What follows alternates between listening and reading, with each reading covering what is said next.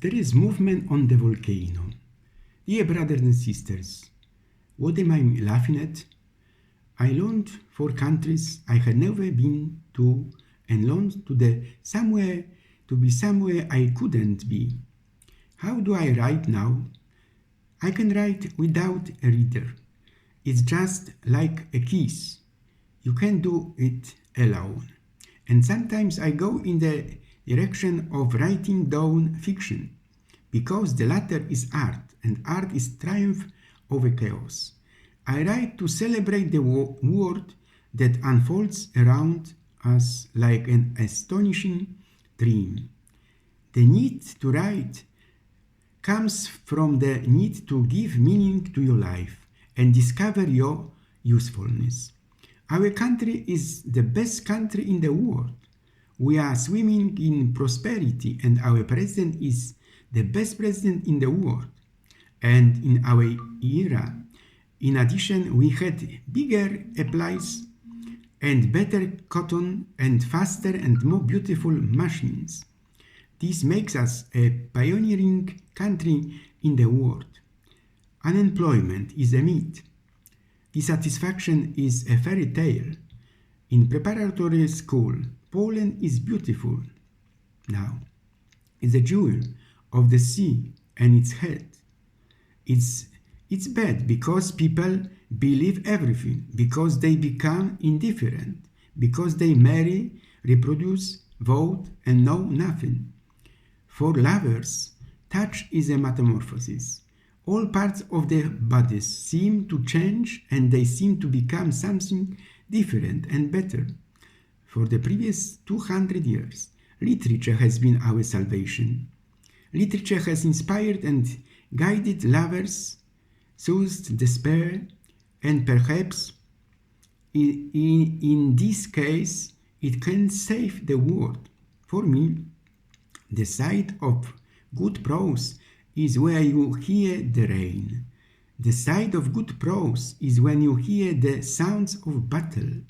The side of good prose seems to me to be the most serious dialogue that well-informed and intelligent men and women are having today as they strive to keep the fires on this planet burning peacefully.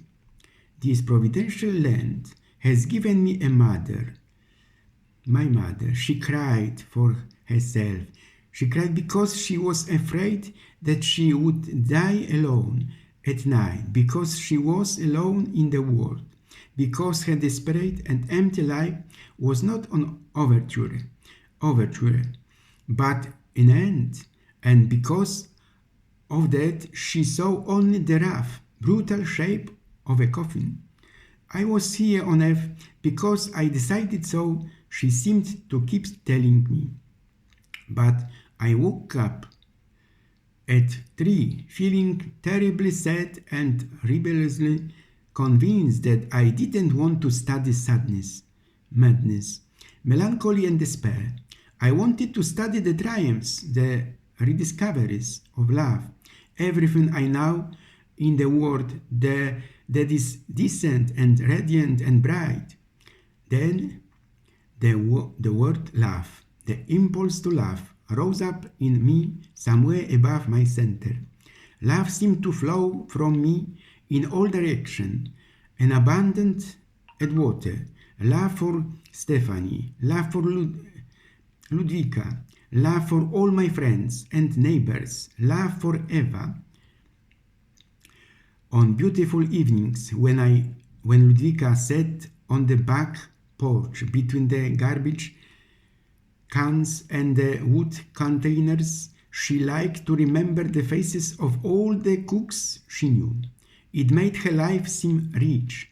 This huge surge of vitality couldn't be expressed in spelling, so it felt like I grabbed a washboard and wrote love on the wall. I wrote love on the staircase, love on the pantry, love on the oven, washing machine and coffee machine. And when Stephanie came downstairs in the morning, it was nowhere to be found, I could read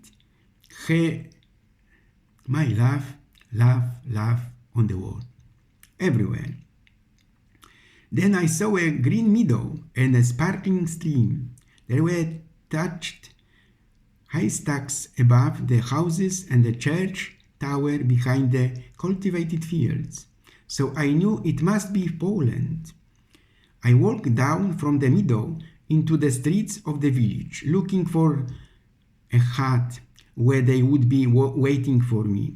Stephanie and Ludwika. It seemed that there had been some mistake. No one knew their names. I asked at the post office, but the answer here was the same. Then it occurred to me that they would be in a manor house near the forest. How stupid I was. I left the village and I walked across the flat lawn to the catechetical hall for the gathering of 25 people, looking for Ludwika and my mother, but they were not there. Then I thanked the host of the meeting and walked across the wide lawn back to the meadow and the sparkling stream, where I lay down on the grass and fell into a sweet sleep.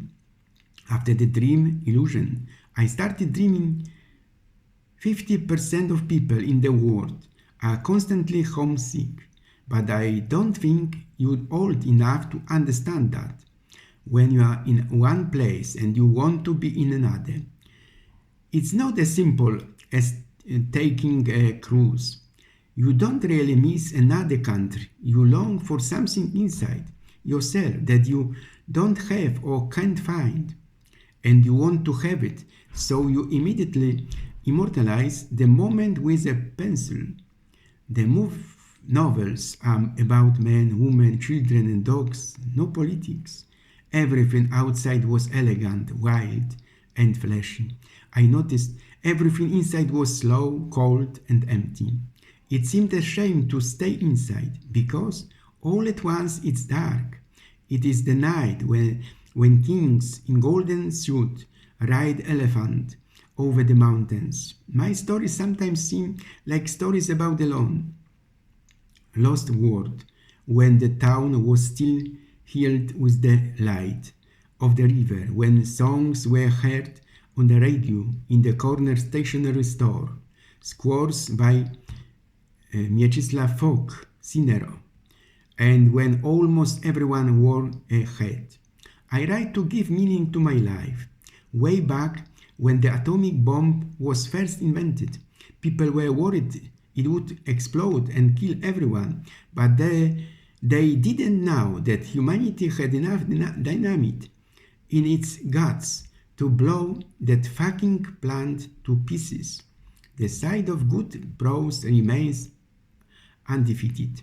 Fiction is an art, and art is a triumph over chaos, no less. And we can only achieve this through the most vigilant selection, but in a world that changes faster than we can perceive it, there is always a danger that our power of selection gets it wrong and the vision we serve will fail. The world that was not mine yesterday now lies at my feet. Splendor. It seems to me that in the middle of the night I return to the world of apples, to the orchards of heaven. Maybe I should go to a psychiatrist with my problems, or maybe I should enjoy the apples I have colored like the evening sky. It was one of those midsummer Sundays when everyone sits around and says, I had too much fun yesterday. Homesickness is absolutely nothing. 50% of people in the world are constantly homesick. I said, what you really miss is something inside yourself that you don't have or can't find. A friend comes along with stuff similarly. I don't want all my energy, all my youth to be wasted on fur coats, radios, and covers. Soon he got married. Then he had something to tell. Will you let me get up? He said. Just let me pick you up. Just let me see how light you are. Okay, the wife said. Do you want me to take off my coat? Yes, yes, yes, she said. Constant. She let her coat fall onto the sofa. Can I do it now? He said. Yes. He put his hand under her arms. He picked her up from the floor and then gently placed her on the ground. Oh, you're so light, he shouted. You are so light, so delicate. You weigh no more than a suitcase. I could carry you anywhere. I could carry you from one end of Katowice city to the other. He took his hat and coat and ran out of the house. I intended to write well, to write with passion, to be less inhibited, to be warmer, to be more self-critical, to recognize the power and strength of desire, to write, to laugh. The moral rock bottom had dropped out of my world without changing an ounce of sunlight. I do not understand the capricious lasciviousness of the sleeping mind. So help me God, it's becoming more and more absurd, less and less in line with what I remember and expect, as if the force of life were centrifugal and took me further and further away from the purest memories and ambitions.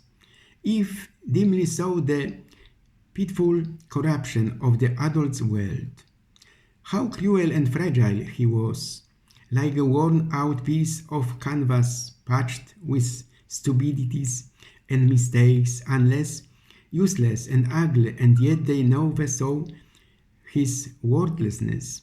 Perhaps you heard it whispered by parishioners leaving the church. You heard it from the priest himself struggling with his cassock in the vestiarium. You heard it from the golf courses and tennis courts. You heard it from the nature reserve where Adam suffered from a terrible hangover.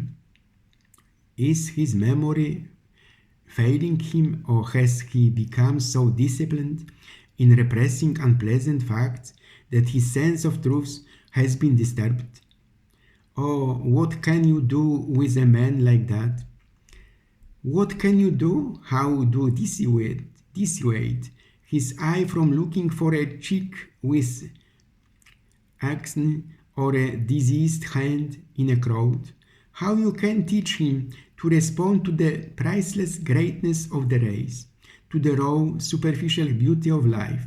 How can you point your finger at hard truths against which fear and terror are powerless? The Baltic Sea was opalescent and dark that morning.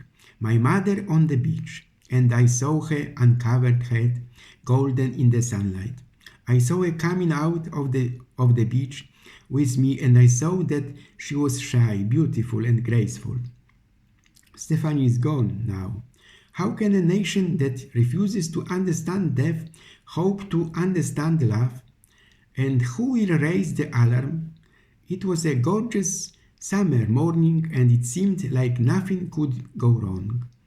Last year I spent a considerable part of my free time in perfecting my mind, but I find that most of that time was spent in extreme stupidity, and that while walking in the pasture at dusk with a virtuous, pleasant, and distinguished young girl, I experienced only swine passion. I started reading Russell's Modern Europe last summer. When we were returning home from the party, it was still warm, and Elizabeth looked at the spring stars. How far this little candle throws its rays, she exclaimed. This is how a good corpse shines in a rude world. Meanwhile, a friend who tirelessly missed the stars left me. His life was unrestricted, and the pleasure he derived from this observation could not be explained by the suggestion of escape. But I was supposed to write fiction that was meant to illuminate, to explode, to refresh. In the middle age, there is mystery, there is a mystification. The only thing I can take away from this hour is a kind of loneliness. Even the beauty of the visible world seems crumble. Yes, even laugh. I feel like there has been some miscarriage, some wrong turns, but I don't know where it happened and I have no hope of finding it. The secret to staying young is to read children's books. Read books. They write for little children and you will be young. You read novels, philosophy and the like and you feel old, I warned myself. I know people who are afraid to write a business letter because they will be exposed and exposed. And so on. Helen had dark, spiky hair, and even to her cubs, who loved her more than he knew, her broad face sometimes resembled a tenement door on a rainy day, for her face was long, empty, and dimly lit, a passageway for gentle transports and the misery of the poor. She came straight to me and placed her warm hand on my shoulder. Poor boy, she whispered, poor boy. I'm not a boy or poor man, and I desperately wanted her to run away. Her face is wise. But that night I felt in it the power of great sadness and great malice. I see a rope around your neck, she seemed to say sadly. The platforms were dirty and the walls were bare. These stairs took me to the balcony and I sat there in the dark, thinking that nothing could save me now, that no pretty girl with new shoes would get in my way in time. Sometimes, in bad weather, I shot for Flint, to call for Flint, who only showed up in the evening. He pulled up his genitals and crossed his legs. He immediately succumbed to the bliss of sleep, and the computer was not repaired. He was neither a joke nor a fool, but he was decidedly original and had a vague and modest idea of himself as a legendary figure. Like all bitter men, Flint knew less than half the story and was more interested in venting his own juicy feelings than in knowing the truth. Eve had a true maid spirit, wed with a sewage and mild colon, raised in narrow and sunny bedrooms, in back corridors, on back stairs, in laundry rooms, linen closets, and in those servants' corridors that resemble a prison. Her soul became obedient and gloomy. Eva loved ceremonies in the big house. At dusk, she drew the curtains in the dining room, lit the candles on the table, and rang the chimes like a zealous altar boy. And I was all ears, but most of the time I opened books. Fiction is an experiment. When it ceases to be that, it ceases to be fiction. How can you say that you were not afraid to leave the party, even in the chaos? Even tripe and rice taste good when you are hungry. Even an iron rod feels good to the touch and sleeps well. It's like a party, even with maximum security. And who wants to leave the party into something no one knows anything about? The music was clearly visible. Radio Maria. Stephanie thought that the new instrument had a much purer sound than the old one. She decided that the most important thing was the tone and that she could hide the cabinet behind the sofa. But as soon as she came to terms with the radio, the disruptions began. Because sometimes it's cold and rainy in Rome, despite all the naked statues. Years have passed. Me, my aunt and uncle, we rent a house by the sea every year and go there on the first day of summer. With a dog and cat, children from the parish and a cook reaching a strange place just before dusk. The children prayed the rosary. It is impossible to preach the good news from behind walls separating ourselves from the world. The journey to the sea has its ceremonial emotions. It has been going on for so many years, and there is a feeling that we are as always in our dreams, migrants and wanderers, at least travelers, with the acuteness of a traveler's feelings. And now I'm like a prisoner trying to escape from prison by the wrong route. For all we know, this door can stay open even though I'm still digging a tunnel with my spoon. Suddenly there was a faint sound of water flowing from the canopy of the oak tree behind him, as if a spigot had been turned there. Then the sound of fountains came from the tops of all the tall trees. While his uncle laughed storms, what was the meaning of his excitement when the door opened and the rainy wind rushed up the stairs? Why the simple task of closing the windows of the old house seemed appropriate and urgent? Why the first watery notes of the storm's wind had for him the unmistakable sound of good news, of joy, good news? My aunt and uncle differed from their friends, classmates, and neighbors only in that they shared an interest in serious music. They went to a lot of concerts, although they rarely mentioned it to anyone, and spent a lot of time listening to music on the radio. The radio was an old instrument, sensitive, unpredictable, and beyond repair.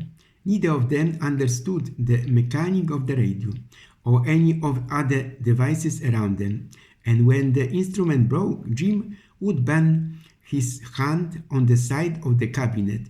This helped sometimes. One Sunday afternoon, in the middle of Schubert's quartet, the music stopped completely. Jim banged on the cabinet repeatedly, but there was no response. Schubert was lost to them forever. But I am still with them. Everything points to it being the new head of the Law and Justice Parliamentary Club after the election in Poland. The current head of Ministry of National Defense has the support of Jarosław Kaczyński, according to Onet information. His bigger rival for this position, Prime Minister of Poland, has no chance. Law and Justice is blamed for the election defeat. In Poland, we continue the work of evangelization of St. John Paul II. It was during his pontificate that the call to open the door to Christ sounded with great power. This bore fruit in the form of both personal conversion and social transformation in many countries close to Christ. Meanwhile, science says that the universe is unstable.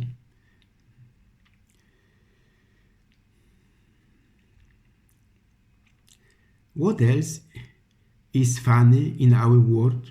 You need anaglyph glasses, cardboard glasses to view photos and videos with 3D effect, quick red and blue color.